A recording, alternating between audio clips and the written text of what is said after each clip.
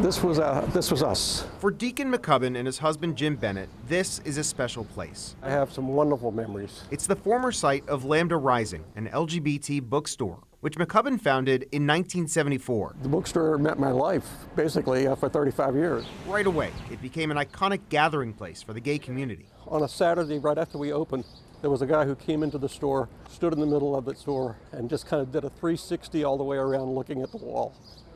And then he sighed and he said, "Home at last." And it was here, outside of this iconic bookstore, where we can find the origins of the Capitol Pride Parade. You see, some 6 years after the Stonewall riots in New York triggered a new wave of activism nationwide, Maccubbin decided to plan a community block party in the district right on 20th Street, outside his shop, set for June 15th, 1975. On the day that it actually happened, it was supposed to begin at 2 o'clock, and about 10 minutes to 2, there was almost nobody on the street. And those of us who were organizing it were sweating because we thought, nobody's going to come. And I said, don't worry, they're going to come. They're all on gay time. They'll be here.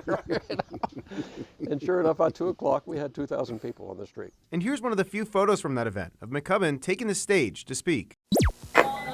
And from there, the crowds only grew. Here's what it looked like in 1977, the earliest video of the event that we could find in our archives. It brought even larger crowds and even politicians. Then Councilman Marion Barry was there to speak with our news crew, as were many gay activists. We are making a concentrated effort here to be ourselves, show the public that we're not a bunch of degenerates.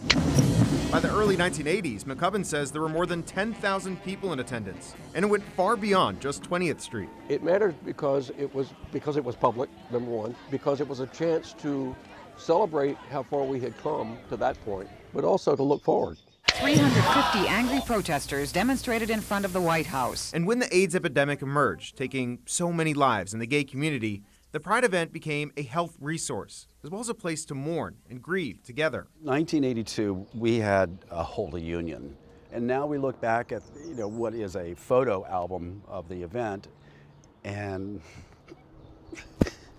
half the people are no longer with us. And in the 47 years since that first event, a lot has changed. The Lambda bookstore closed down in 2010 after 36 years in operation. And the celebration of today has exploded into a massive citywide event. And it serves the same purpose today that it did in '75. You celebrate what you've been able to accomplish, and you look forward to what you still need to do. And for the next generation, they offer this message. you have to be involved. You can't just ride on the coattails of people before yourself. You have to stand up and be counted. Honesty to yourself and honesty to other people that you love is the most important thing in the world. And one thing that I noticed about Deacon and Jim is that they laugh a lot, even when they're talking about really hard times. At their store, they've had shattered windows, assaults, discrimination. Deacon has been arrested 8 times for civil disobedience.